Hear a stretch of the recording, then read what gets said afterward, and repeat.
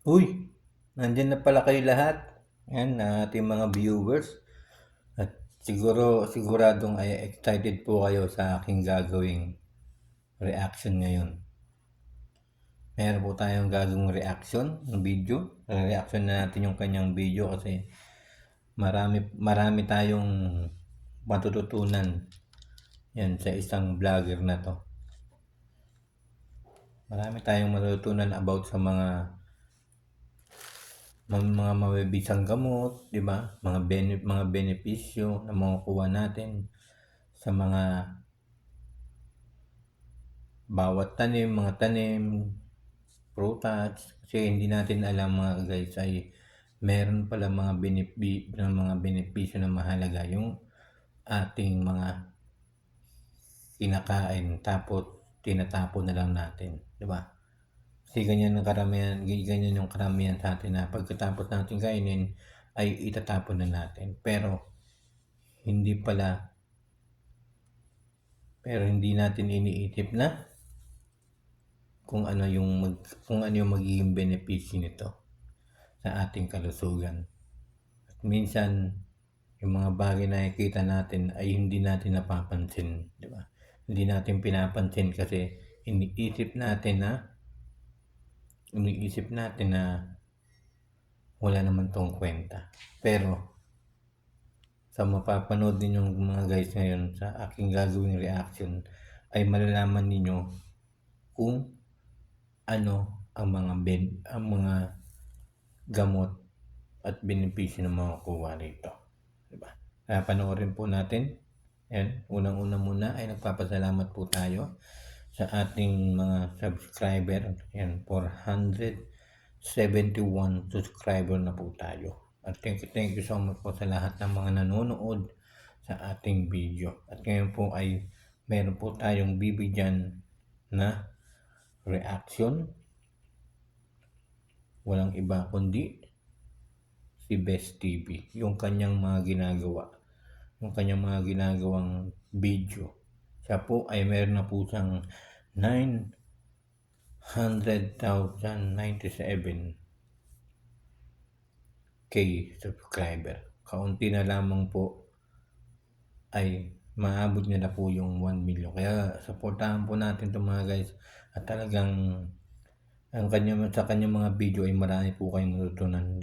Dito nga po about tungkol nga ito sa morning dew o hamog. At yung kinakain nating cherries, 'di ba? Minsan nilalagay po natin yan sa mga design sa mga cake, yung cherries. Pagkakain natin ng cherries, tinatapon natin yung tangkay. Kaya dito malalaman ninyo yung benefit ng cherries. Yung tangkay ng cherries. Kaya panoorin natin mga guys.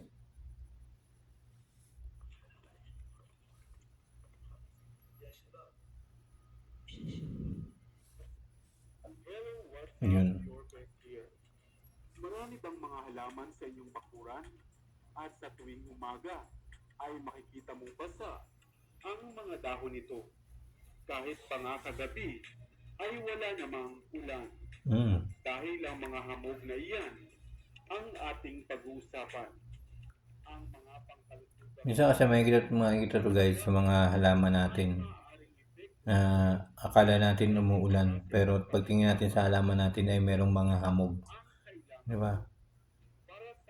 Yun ang sinasabing morning dew sa English. Bago ka pa lamang dito sa ating channel, ay huwag mong kalimutan na pindutin ang subscribe button. Yung pakisubscribe po, pakitulungan po natin si Best TV. Panoorin natin yung kanyang bagong video. Sa ating mga bagong uploads. Malaki ang ginagampanan ng papel ng tubig sa ating buhay.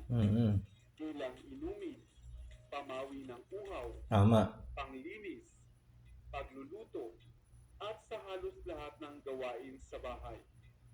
Subalit may isang klase o uri pa pala ng tubig na madalas na nating napupuna ay hindi lang natin pinapansin at pinabaliwala nga lamang.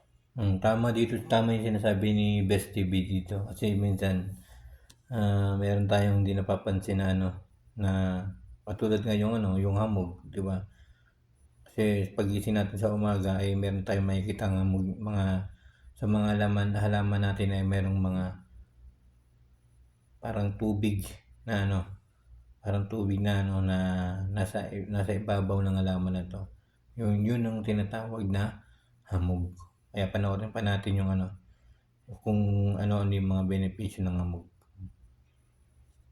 Ito ay ang tubig buhat sa hamog o morning dew kung tawagin ng karamihan. Ang hamog ay ang tubig sa anyo ng mga maliliit na patak na namuo buhat sa kondensasyon ng tubig sa lupa at ng init ng paligid o Ayun, no? water vapor. Water vapor. Magsisimula sa moist hanggang sa maging ganap ng ang mga hamog o maaaring mga mumunting patak na makikita sa mga dahon, bubong at karaniwan ay sa mga damo. Malaki ang ginagampanan ng papel ng hamog sa ating mundo o kapaligiran. Kabilang na ang pagsisilbi nitong dilig na tubig sa mga halamang matagal nang hindi nabubuhusan ng ulan bunga ng tag-init. Pinatutubo rin ito ang mga munting butil, lalo na nga sa malawak na kagubatan. Kaya pala maraming ano, kaya pala marami tayong nakikita ano, Ang mainit na marami tayong nakikita mga maliliit na halaman lalo sa mga bundok. umaga. Ayon sa pag-aaral, ang hamog ay mas malamig kaysa sa normal na tubig sapagkat nagtatagla ito ng up to Ayan yung hamog. 16 ppm na bilang ng oxygen at labis na mabisa para nga sa kalusugan natin. Ang hamog sa umaga ay mainam para sa mga tao na maraming pimples. Gamot din pala to sa ano, gamot pala din po ito sa mga pimples yung hamog. Pimples at pekas. Yan, kapag meron tayong pekas o pimples sa ating mga muka ay gamot din po yung hamog. Yung pangpunas lang po natin yan sa mukha. Yan, panoorin po natin yung buong video. Ang mataas na oxygen content nito ay mainam o mabisa upang mabawasan ang patuloy ng pagdami ng pimples o pekas. Mainam din ito sa mayroong mga acne at mainam na spray sa ating balat o sa ating mukha. Kung kayo naman ay nakadarama ng sobrang pagod dahil sa maghapong kakatrabaho, ang pagkonsumo ng hamog o malinis na hamog sa umaga ay makatutulong upang ma-refresh at maibalik ang sigla ng katawan. Maaari mo ring ipahid sa ulo o sa sentido ang hamog upang mapawi ang pananakit nito bunga ng labis na pag-iisip. Kung namumula rin ang inyong mata o iritable, maaaring kumulekta ng hamog upang ipapatak dito. Subalit siguraduhin na ito ay malinis lamang. Mahusay rin Marami palang benefit yung ano, no? Marami palang benefit yung hamog talaga, no? Hindi lang natin napapansin. Hindi lang natin napapansin kasi minsan pagising natin sa umaga, makakita tayo ng mga hamog, lalo sa mga probinsya. Ay pinapabayaan lang natin yan. Hindi natin sila pinapansin, yung kadalasan natin ginagawa. Kasi nga ay alam natin na wala tong benepisyo, di ba? Wala tong benepisyo. Alam niyo na kasi iniisip niyo na pag yung hamog sa umaga ay ano lang, nanggagaling lang yan sa mga ano, di ba? Kaya panoorin po natin. Meron din pala itong mga benepisyo sa mukha, merong mga tigyawat, di ba? Mga pekas sa mukha. Yung gamot din pala yun. Ilamos lang pala natin sa mukha natin yun. Tapos pwede rin pala ito sa mga sa may mata. Kapag namumula ang iyong mata, pwede pala yung patakan ng hamog. Basta ang mahalaga malinis po. Malinis yung hamog na ilalagay natin sa ating mata. Diba? Tapos pwede din pala itong pag masakit yung ulo mo, parang na-stress ka na, pwede mo palang ipahid sa ulo mo. Diba? Para maibsan yung stress. o sakit ng ulo. Kaya panoorin pa natin mga guys kung ano pa yung mga benepisyo nito. Subalit siguraduhin na ito ay malinis lamang. Mahusay rin ang mga hamog para sa sanggol, lalo na nga sa umaga, upang mapabilis na lumakas ang kailang mga buto at mapanatiling masigla ang katawan.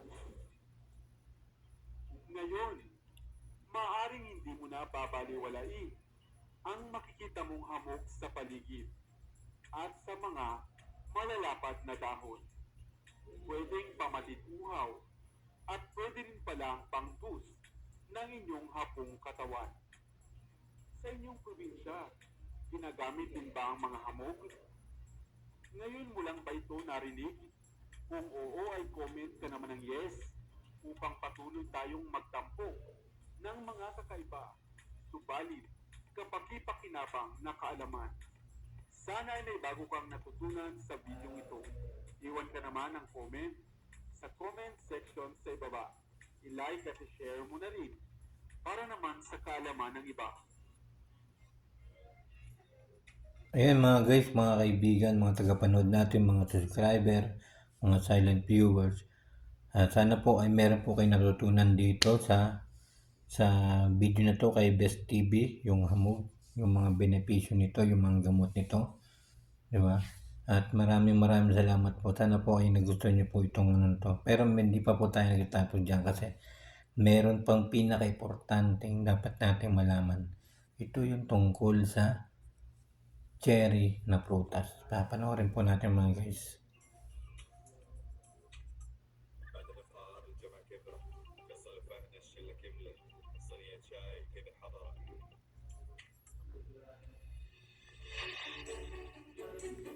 Makain ba kayo ng mga cherry? Panoorin nyo to guys. Talagang napaka-importante. Kaya tapusin yung video na to. Cherry, gaano mo nga ba kakilala? Batid mo ba na sa tulong nito ay maaari mong maalis ang dinaramdam mong cellulitis? Hello, what's up? Your best here. Saan mo nga ba madalas makita ang prutas na cherry? Isang munting pulang prutas na masarap na kahit sa paningin pa lamang. Subalit hindi batid ng karamihan ang mga benepisyo at bisa nitong tinataglay. Lalo na nga ang karugtong nitong tangkay. Yun ang pinakamabisa. Yung tangkay daw nito mga guys. Yun ang pinaka mabisang gamot. Yan. Tapos yung cherry kinakain natin, pero yung tangkay tinatapon na lang natin, di ba? Hindi natin alam ay mayroon pala itong benepisyo na makukuha sa tangkay ng cherry. Kaya panoorin po natin mga guys. Makatulong ito sa dinaranas mong karamdaman. Ang prutas na cherry ay kilala nga natin bilang prutas na pangdekorasyon. Madalas silang inilalagay sa mga cake, sa alak o inumin, at sa mga inihahandang dessert. Ito ay kumukumpleto nga sa magandang anyo ng mga pagkain. Ika nga, put the cherry on top. Yun no? Subalit hanggang Put saan the cherry kaya on top. ang nalalaman natin hinggil sa prutas na ito. Ang cherry ay isang prutas buhat sa halamang kapamilya ng prunus. Ang kilala nga nating prutas na cherry ay galing sa mga inaalagang ligaw na cherry, sweet cherry, at And sour sweet cherry, cherry and sour Prunus cherry. cerasus at Prunus avium. Ang salitang cherry rin ay tumutukoy sa puno ng cherry at sa bulaklak na cherry blossoms. Subalit ang pag-uusapan natin ngayon ay ang prutas na cherry. Isang mumuti at mapulang bilog na prutas. Parang ano din, parang alateris. Yung napugis niya. Subalit ito ay kadalasang makikita nga na laging mayroong tangkay at doon mo nga ito nararapat hawakan. Madalas i-garnish ang cherry sa mga sweet desserts, inumin at mga baked products. Dahil Yan. Pag nakakita ako ng cherry sa mga may cake, Pag kinain ko yung bilog ng prutas na 'to, hindi ko itatapon yung tangkay kasi mabisa pala 'to. Mabisa pala 'tong mga gamot sa ating mga nararamdaman na hindi maganda. Kaya panoorin ito guys, tapusin natin 'tong video na 'to kasi meron po tayong makukuha rito ng mga benepisyo sa tangkay ng cherry. Dagdag nga ito ng sarap sa paningin. Ngunit hindi batid ng karamihan Ayun o, yun yung na maging ang tangkay tangkay. nito na kadalasan nga itinatapon lamang ay higit palang masustansya. Ang tangkay ng cherry o cherry stems ay mainam na lunas sa mga dumaranas ng UTI. Uy, Problema pwede pala to sa UTI. Guys, ilalaga nyo lang yung tangkay. sa ating kidney. Pati sa kidney. Ito upang maiwasan ang pagkabuo ng bato sa bato o kidney stone. Sa tulong rin ng tangkay nito, Kaya saan nakukuha ng ang cherry, no? immune laban sa mga masamang toxins. Pinalalakas din ito ang metabolismo at pinapanatiling normal ang daloy ng dugo. Pwede pala ito sa dugo para gumanda yung daloy. Ng mga kababaihan na dumaranas nga ng cellulitis o cellulites, Cherry lice. na ang inyong solusyon. Siguro meron din mga meron cherry lice. Pwede po ito sa inyo. Tuhod, urayuma, gout, at maging arthritis. At higit sa lahat, maaari kayong mapakalma gamit lamang ang tangkay ng cherry. Maaari mong kunin ang natitirang tangkay ng kinain mong cherry. Patuyuin ito sa ilalim ng araw at saka lagain o pakuluan upang gawing tsaa. Saan kaya kukuha ng cherry? Yung tangkay ng cherry, no? Tubig na pagpapakuluan na maaari mo ang inumin ng 2 beses sa isang araw. Kaya sa susunod na kakain ka ng cherry, huwag mo nang itapon ang tangkay nito. Huwag na natin tatapon yung tangkay pagkakain tayo ng cherry kasi kadalasan kumakain tayo ng cherry tapos itatapon mo na yung tangkay, di ba?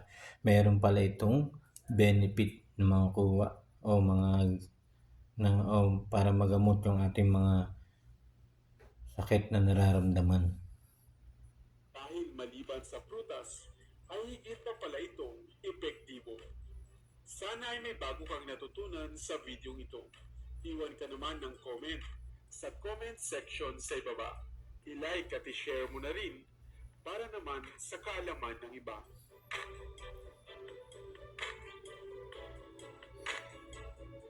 Ayan mga guys.